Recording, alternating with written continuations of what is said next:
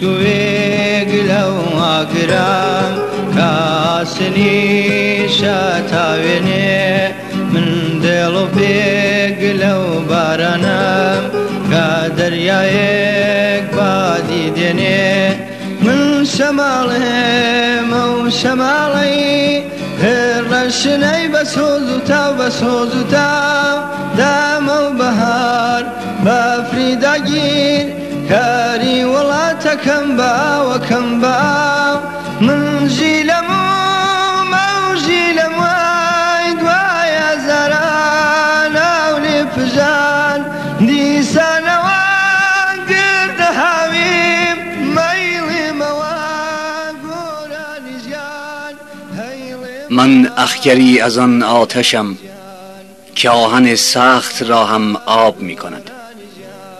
من قطره‌ای از بارانی هستم که وسعت دریا از اوست. من نسیمم، نسیمی که وزش پرسوزش در بهاران برف اشغالگر کوه و دشت را محو می سازد.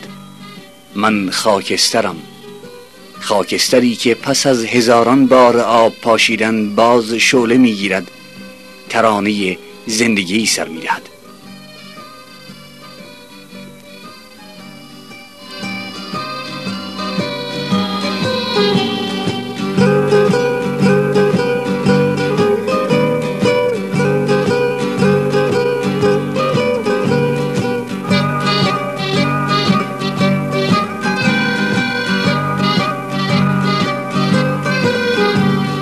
کاتێ سەوای باوک کوژراو فێرمێز کەڕژێنێ بە تەسا من بە سۆستێ لاوەستینام باقینترم لەو من سوزانتر از اشک کودکی یتیمم، پرکینه تر از آه پرکین او هنگامی که در مرگ پدر اشک می ریزد. من باورم، اعتقادم، زلزله‌ام، قلب جهان از من بلرزه است. کوه و صخره را بنیان کنم، جهان را به لرزه در می آورم.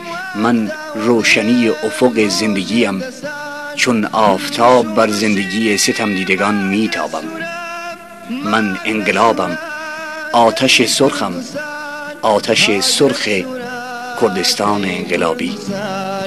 هاگرە سوورەکەی کوردستان، هاگرە سوورەکەی کوردستان، هاگرە سوورەکەی کوردستان، هاگرە سوورەکەی